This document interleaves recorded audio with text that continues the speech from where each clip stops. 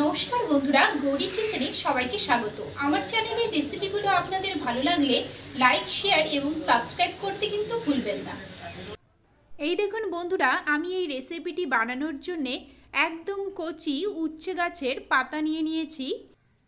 এই পাতাগুলোকে এবারে পরিষ্কার করে ধুয়ে নেব, কিন্তু অন্য শাকের মতো কুচিয়ে কেটে নেব না।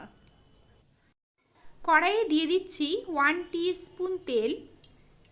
তেলটা গরম হয়ে গিয়েছে, দিয়ে দেব হাফ টিস্পুন গোটা জিরে ফোড়ন।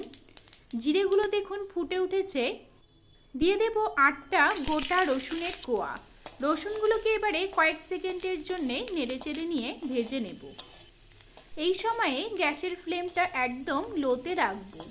রসুনগুলো দেখুন ভাজা হয়ে গিয়েছে। এবারে আমি এখানে 2টো আলু লম্বা আকারে কেটে নিয়েছি। আলুর মধ্যে দিয়ে দিচ্ছি হাফ টিস্পুন নুন। এবারে আলুগুলোকে নেড়েচেড়ে নিয়ে হালকা ব্রাউন কালার করে ভেজে নেব। এইভাবে আলুগুলো ভেজে নিলে এই রেসিপিটির টেস্ট কিন্তু খুবই ভালো আসে। 5 মিনিট পরে ফিরে এলাম। দেখুন বন্ধুরা, আলুটা হালকা লাল করে ভেজে নেওয়া হয়ে গিয়েছে। এবারে আমরা এর মধ্যে দিয়ে দেব হাফ ইঞ্চি আদা পেস্ট এবং 2টো কাঁচা লঙ্কা। ঝালটা অবশ্যই আপনাদের পছন্দ মতো দেবেন, তবে আপনারা রেগুলার যে পরিমাণ ঝাল খান এই রেসিপিটিতে তার থেকে সামান্য পরিমাণে বেশি ঝাল দিলে খেতে বেশি ভালো হয়।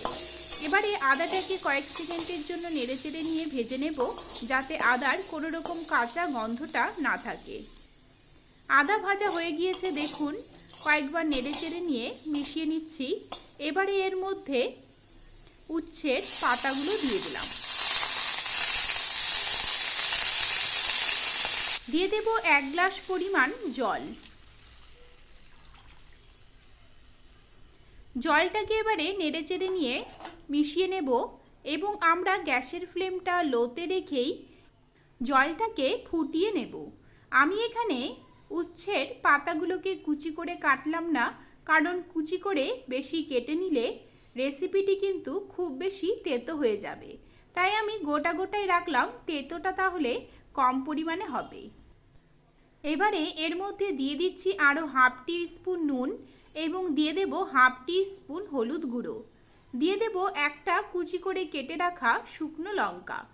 এবারে সব কিছুকে নেড়েচেড়ে নিয়ে মিশিয়ে নেব এবং 5 মিনিটের জন্যে ফুটিয়ে নেব। 5 মিনিট পরে ফিরে এলাম। দেখুন বন্ধুরা, আলু এবং উচ্ছের পাতাগুলো কিন্তু খুব ভালোভাবে 100% সেদ্ধ হয়ে গিয়েছে। এবারে আমরা কয়েকবার নেড়েচেড়ে নিয়ে এর মধ্যে দিয়ে দেব হাফ টিস্পুন খাবার সোডা।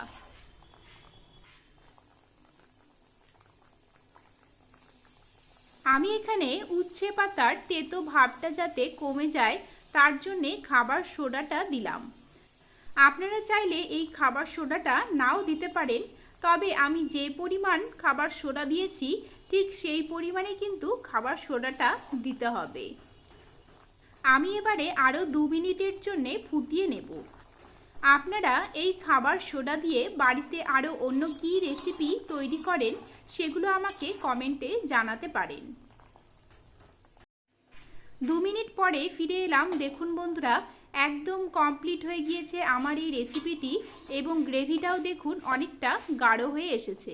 এবারে আমি নামিয়ে নেব এবং গরম গরম ভাতের সাথে পরিবেশন করব। তাহলে বন্ধুরা, আজকের এই রেসিপিটি আপনাদের কেমন লেগেছে আমাকে অবশ্যই কমেন্ট করে জানাবেন।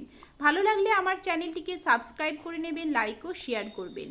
তাহলে বন্ধুরা, আজকের মতো এখানেই শেষ করছি। দেখা হবে নেক্সট রেসিপি নিয়ে। ভালো থাকবেন, ভালো রাখবেন, ভালো ভালো খাবেন। নমস্কার।